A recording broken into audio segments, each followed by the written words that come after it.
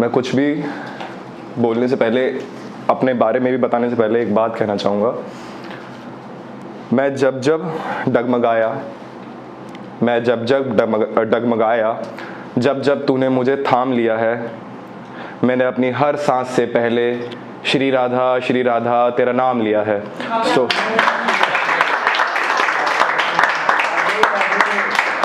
तो राधे राधे एवरीवन।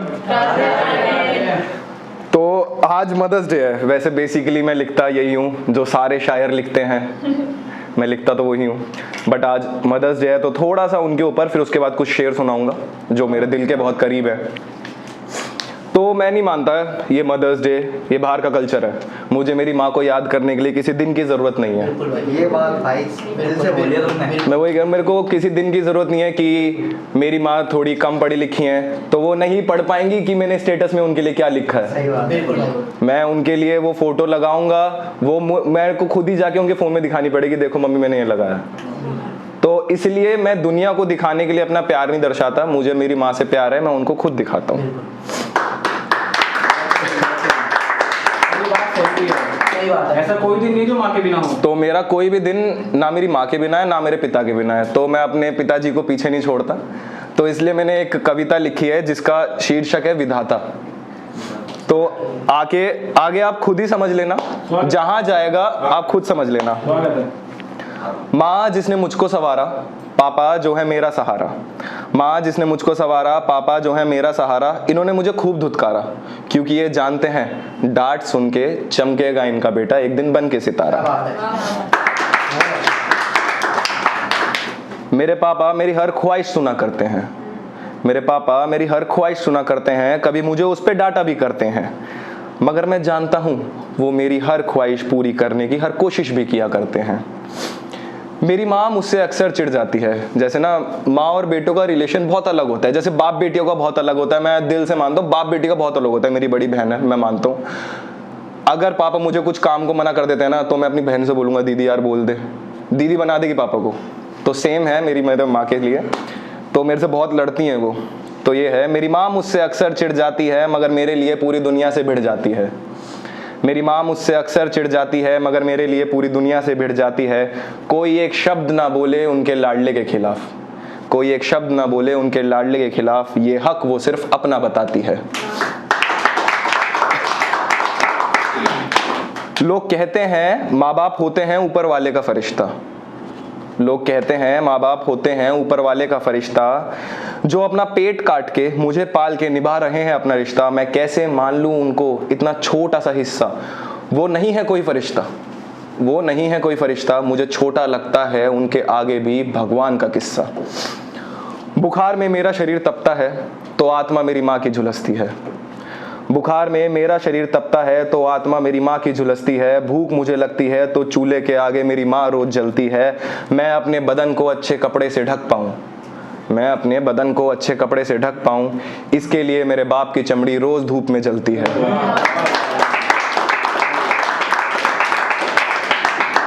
तो जितने भी यहाँ लड़के होंगे वो सब रिलेट करेंगे कि हम बस ना ये बोल के निकल जाएंगे आ रहा हूँ। मतलब आगे मतलब कोई हमारे पास ये ना जवाब नहीं होता, कहाँ जा रहा हूँ, क्यों जा रहा हूँ, किस लिए जा रहा हूँ, कितने, बस चाबी उठाई बाइक की आ रहा हूँ, रोज काम आ रहा है कि आ रहा हूँ बस। तो ये कुछ था।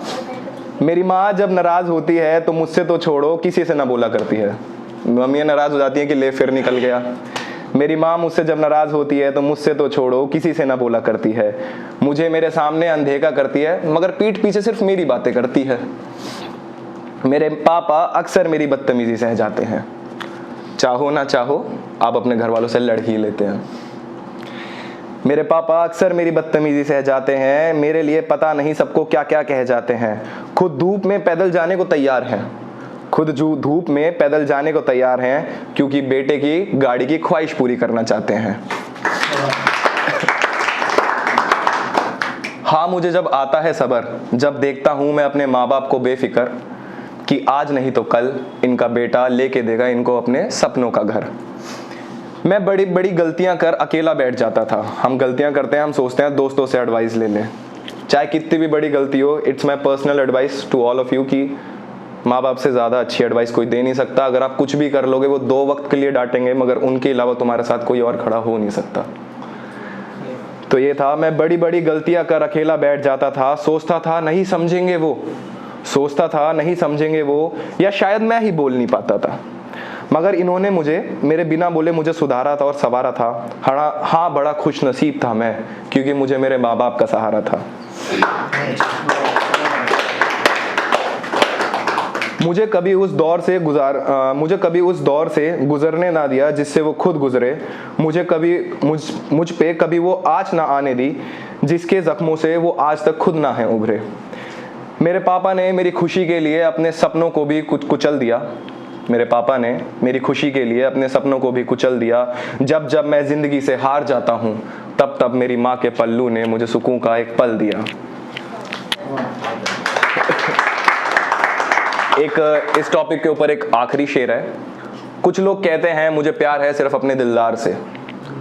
कुछ लोग कहते हैं मुझे प्यार है सिर्फ अपने दिलदार से। दूर दूर तक नहीं है उनके आगे किसी का भी किस्सा। उनसे कहो एक बार उस शख्स से जाके पूछें। उनसे कहो एक बार उस शख्स से जाके पूछें जिनके माँ बाप अब नहीं है उनकी जिंदगी का हिस्सा।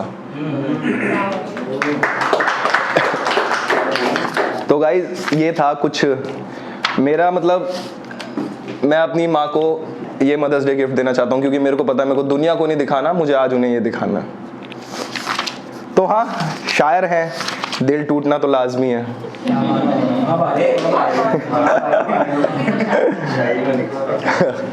तो ये था कि लाइक जो जिनसे मेरा रिश्ता था ना, तो उनको बड़ी गंदी आदत थी हर जगह नाम लिखने की। मेरे हर जगह ना मेरा नाम लिखती थी, उनको अच्छा लगता था। लिपस्टिक से दीवारों पे। दीवारों की जगह भी कहीं और भी हो सकता है, बट छोड़ो। तू बता मैं तेरे लिए क्या लिखूं। तू बता मैं तेरे लिए क्या लिखूं। तेरी नादानियां लिखूं, तेरी परेशानियां लिखूं, या अपनी आप बीती कहानी लिखूं। एक अरसा हो गया तुम्हें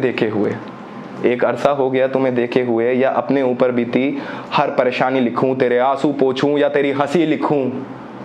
एक बार इजाजत तो दे, तेरे नाम के साथ में अपना नाम मैं फिर से लिखूं।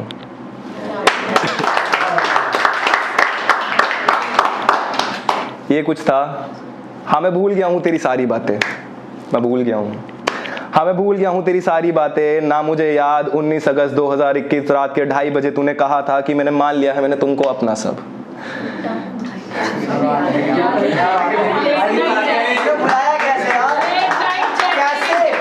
चैटिंग नहीं, फेस टू फेस। मैं खत और मुलाकातों पे भरोसा रखता हूँ। मैं फ़ोन की दुनिया से थोड़ा सा दूर रहता हूँ। Old school, proper old school. तो मैंने खत के ऊपर लिखा है, अगली बार अभी इसके बाद सुनाता हूँ। हाँ, भूल गया हूँ मैं तेरी सारी बातें। ना मुझे याद तूने 19 अगस्त 2021 रात के 2:30 बजे तूने कहा था मैंने मान लिया है तुम्हें अपना सब। ना मैंने सोचा था कि मेरे साथ भी होगा ऐसा सब, कि जिनके साथ उम्र भर साथ रहने के देखे हैं सपने, उन्हें ही होगा मेरे प्यार पे शक। तो एक था, आपने वो खत वाली बात बोली ना, तो मुझे उसके ऊपर याद आ गया, काश तू मेरे लिखे खत पढ़ पाता। अब मैंने उन खतों में आग लगा दिया है, जो मैंने उन खतों को दिए भी नहीं है उनको, उनमें आग लगा चुका हूँ मैं। काश तू मेरे लिखे खत पढ़ पाता, जितना मैं तेरे लिए अपने घर में लड़ा हूँ, काश थोड़ा तू भी कर पाता, जितना तुम्हारा जिक्र मैंने अंजुमन अराइयों में करा है। अंजुमन अराई अगर किसी को मतलब ना पता हो, शायरों की महफिल। काश तू मेरे लिखे खत पढ़ पाता, जितना मैं तेरे लिए अपने घर में लड़ा हूँ, काश थोड़ा सा तू भी कर पाता, जितना मैंने तेरा जिक्र अंजुमन अराइयों में करा है। काश थोड़ा जिक्र तू अपने दिल से मेरा कर पाता, क्या ही होती जिंदगी अगर तू भी मुझसे मेरी तरह मोहब्बत कर पाता।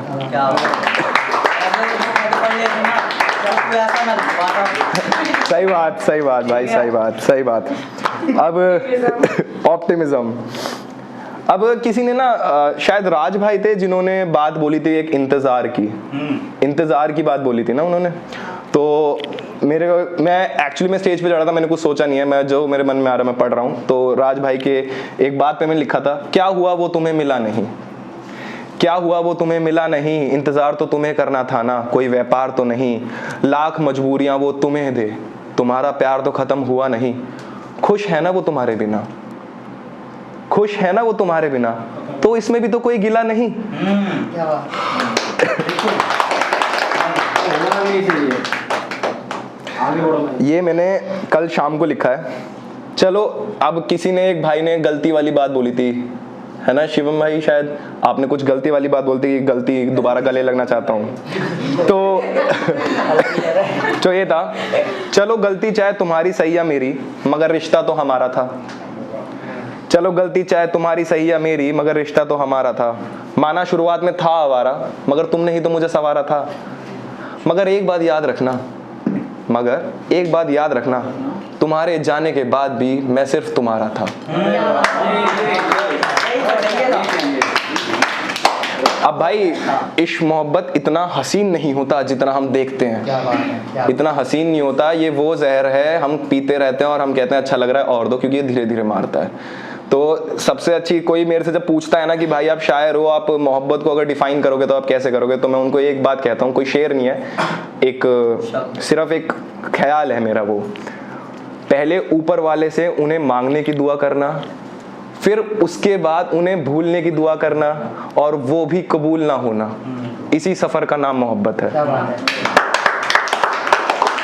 मैं बताता हूँ, इसी सफर का नाम मोहब्बत है। तो ये था, याद रखो वो तुम्हें बलगराएंगे। बलगराने का मतलब होता है उकसाना, मतलब अपनी बातों में ले आएंगे। याद रखना वो तुम्हें बलगराएंगे, उनकी चाहे लाख गलतियां हो, पुराने मुर्दे पता नहीं वो कहां से लाएंगे। सच्ची बात, क्या बात है। ये सच्ची घटना पे आधारित।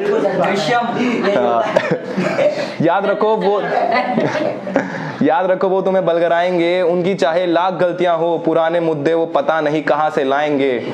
जो तुम्हारी मोहब्बत नहीं समझ पाए जानी, वो तुम्हारे अल्फाजों की गहराई कहां नाप पाएंगे। भाई आप शायर हैं, आप सब शायर हैं, आप समझो, अगर वो आपकी मोहब्बत नहीं समझ पा रहे, वो आपके अल्फाज नहीं समझ पाएंगे।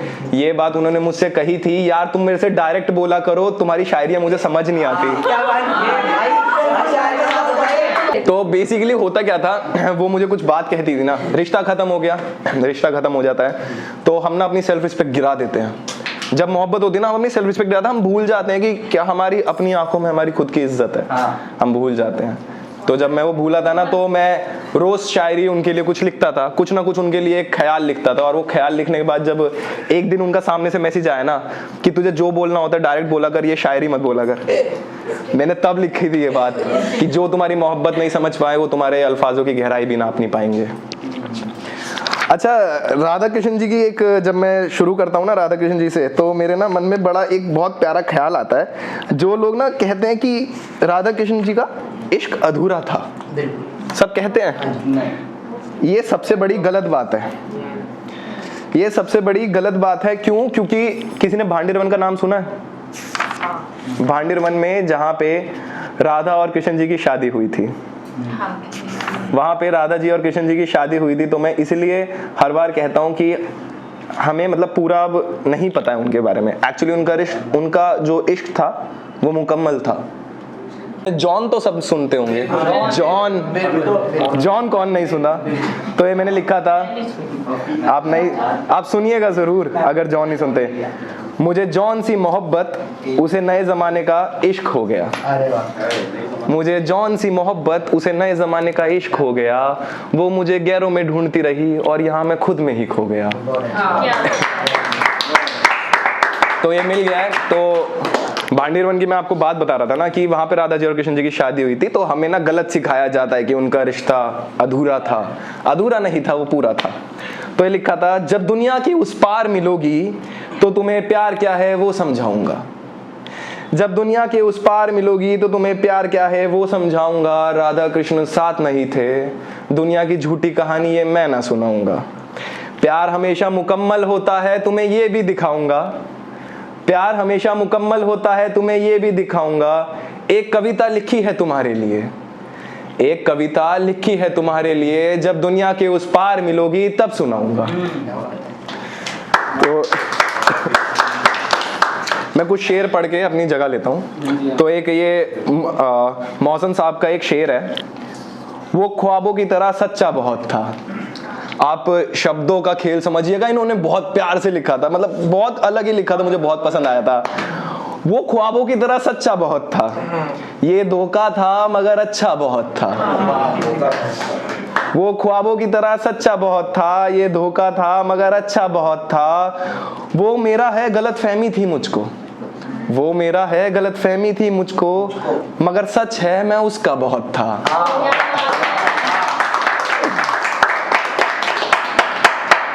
तो ये गुलजार साहब का एक शुक्रिया। तो गुलजार साहब का ना एक शेर था, मैं लफ्जों से कैसे बताऊं कितनी खास हो तुम, मैं लफ्जों से कैसे बताऊं कितनी खास हो तुम, जुदा होकर भी खत्म नहीं होगा वो एहसास हो तुम। मेरी हैसियत होती तो तुम्हारी किस्मत सवार देता, एक दिल ही तो था जो तुम पे हार दिया, अगर 1000 भी होते तो तुम पे वार देता। तो गुलजार साहब ने अपना मोहब्बत तो इतनी प्यारी दिखाई, मगर उन्होंने आखिरी में ना एक बात बड़ी प्यारी बोली, सूखे पत्तों की तरह बिखरे हुए थे हम, सूखे पत्तों की तरह बिखरे हुए थे हम, कि किसी ने हमें समेटा भी तो सिर्फ जलाने के लिए।